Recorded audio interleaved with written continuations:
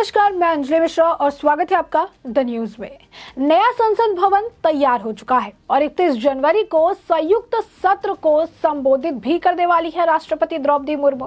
1 फरवरी को यहां पर केंद्रीय बजट 2023-2024 के लिए भी पेश किया जाएगा। आखिर पूरा माजरा क्या है, विस्तार से जान लीजिए।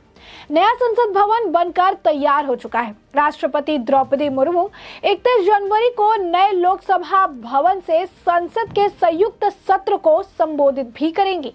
वहीं 1 फरवरी 2023 को नए लोकसभा सदन में केंद्रीय वित्त मंत्री निर्मला सीतारमण बजट 2023 से 24 पेश करेंगी।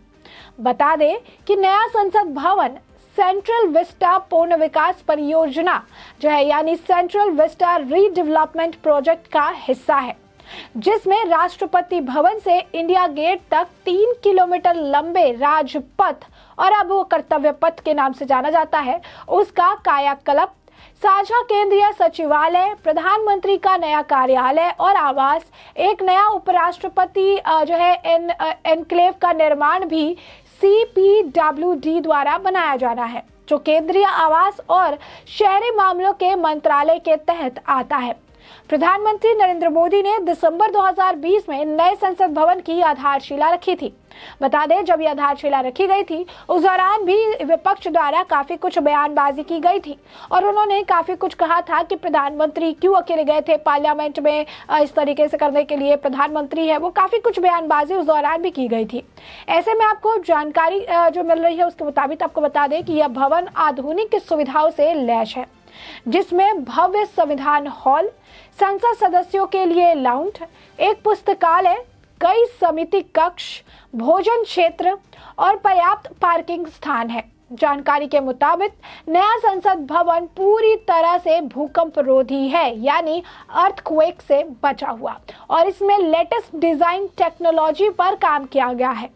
नए संसद भवन के लिए यह प्रोजेक्ट टाटा प्रोजेक्ट लिमिटेड ने तैयार किया है। वही HCP design planning and management private limited ने इस नए संसद भवन का डिजाइन तैयार किया है। बता दें आपको, एंट्री के लिए यहाँ पर 6 रास्ते हैं। नया संसद भवन कुल 64,500 वर्ग किलोमीटर क्षेत्र में बना है। यह इमारत 4 मंजिला है। नए संसद भवन को बनाने में करीब 971 करोड़ रुपए खर्च आया है। नए संसद भवन में जाने के 6 प्रवेश द्वार बनाए गए हैं। एक एंट्रेंस PM और प्रेसिडेंट के लिए है, एक लोकसभा के स्पीकर के लिए, एक राज्यसभा के स्पीकर के लिए, सांसदों के प्रवेश के लिए एक जो है एंट्रेंस है और 2 पब्लिक एंट्रेंस है। नया संसद भवन बनकर लगभग तैयार है। ऐसे में बजट सत्र इस भवन में ही होगा, इसे लेकर अटकलें काफी ज्यादा है, लेकिन पूरी संभावना है कि सत्र का शुभारंभ यहीं से होगा। माना जा रहा है कि 31 जनवरी को दोनों सदनों की संयुक्त बैठक और राष्ट्रपति अभिभाषण नए भवन में होगा। बाद की बैठकें पुराने भवन में जारी रह सकती हैं। मौजूदा संसद भवन और नए संसद भवन के बीच घेराबंदी को भी हटा दिया गया है। साथ ही बाहरी साज सज्जा आदि पर काम शुरू किया गया है। सूत्रों के मुताबिक बाहरी गेट आदि के कामकाज को छोड़ दे तो नए संसद भवन के निर्माण का काम लगभग पूरा हो गया है। खासकर नए संसद भवन में जिस सदन को संयुक्त बैठकों के लिहाज से बनाया गया है वो तो तैयार हो चुका है, जिसकी बैठक क्षमता मौजूदा संसद के भवन के किसी भी सदस्य या फिर सेंट्रल हॉल से काफी ज्यादा और आरामदायक है। संसद का बजट सत्र 31 जनवरी से शुरू होगा, 6 अप्रैल तक ये चलने वाला है।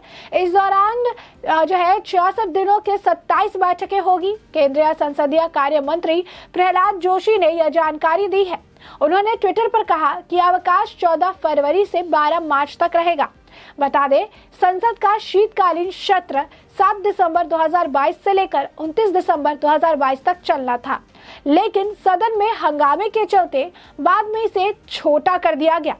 केंद्रीय मंत्री ने अपने ट्वीट में कहा, संसद का बजट सत्र 2023 31 जनवरी से शुरू होकर 6 अप्रैल तक चलेगा, जिसमें 27 बैठकें 66 दिनों में सामान्य अवकाश के साथ होगी। अमृतकाल के बीच राष्ट्रपति के अभिभाषण, केंद्रीय बजट और अन्य मुद्दों पर धन्यवाद प्रस्ताव पर चर्चा की प्रतीक्षा है।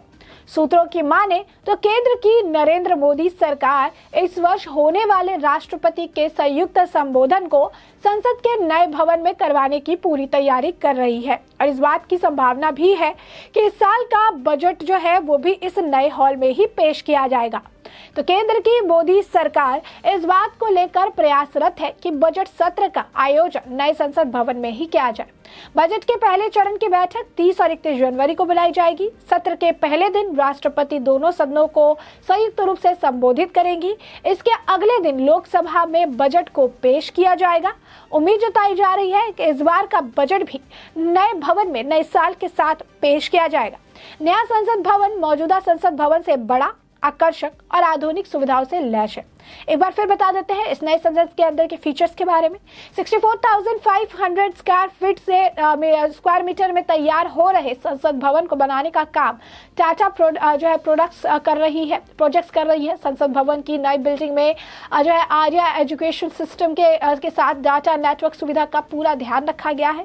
संसद में नए भवन में 1200 यानी तकरीबन 1224 सांसदों के बैठने की सुविधा है, यानी एक बार में 1224 सांसद बैठ सकते हैं।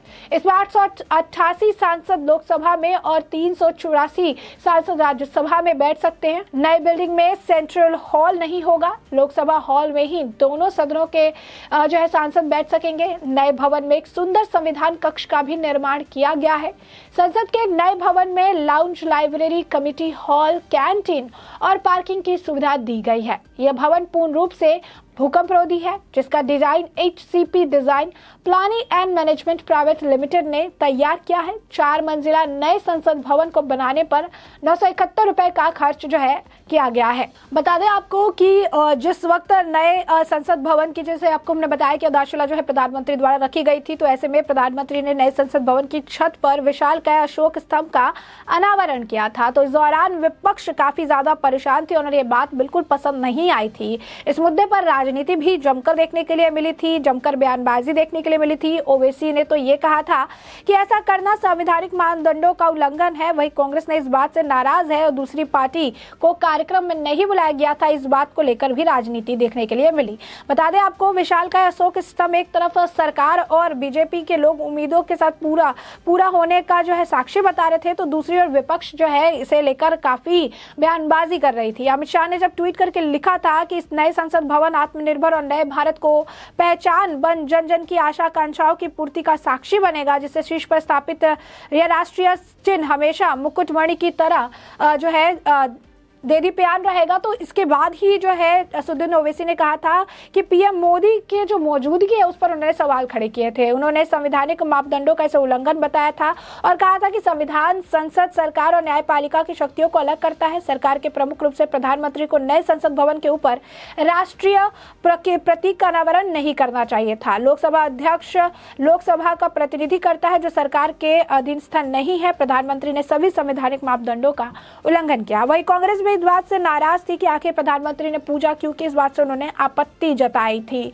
उन्होंने दूसरे पार्टी को कार्यक्रम में नहीं बुलाया, इस बात से भी उन्हें आपत्ति थी। सीपीएम की तरफ से इस पूरे विवाद पर एक ट्वीट किया गया। उनके मुताबिक अनावरण के दौरान पूजा पाठ किया, जो कि ठीक नहीं था। यानी इसे लेकर काफी सियासी जो है बवाल देखने के लिए मिला था। और अब आप देखिए कि बनकर अब ये तैयार हो चुका है। कहा जा रहा है 31 जनवरी को राष्ट्रपति द्रौपदी मुर्मू जो है पहले दिन ही अपना अभिभाषण देंगी, संबोधित करेंगी और इसी के साथ नया जो बजट है वो भी यहीं पर यानी नए संसद भवन के अंदर पेश किया जाएगा। तो ऐसे में हमने आपको ये पूरा मामला बड़े विस्तार से बताया कि पूरा मामला क्या है, नए संसद भवन के अंदर क्या सारे फीचर्स है, संसद भवन की जो कैपेसिटी है कितनी ज्यादा है, किस तरीके से अभी तैयार हो गया, क्या कुछ अटकन लग रही है और 31 जो है नया बजट सत्र जो है इस संसद भवन में पेश किया जाएगा या नहीं।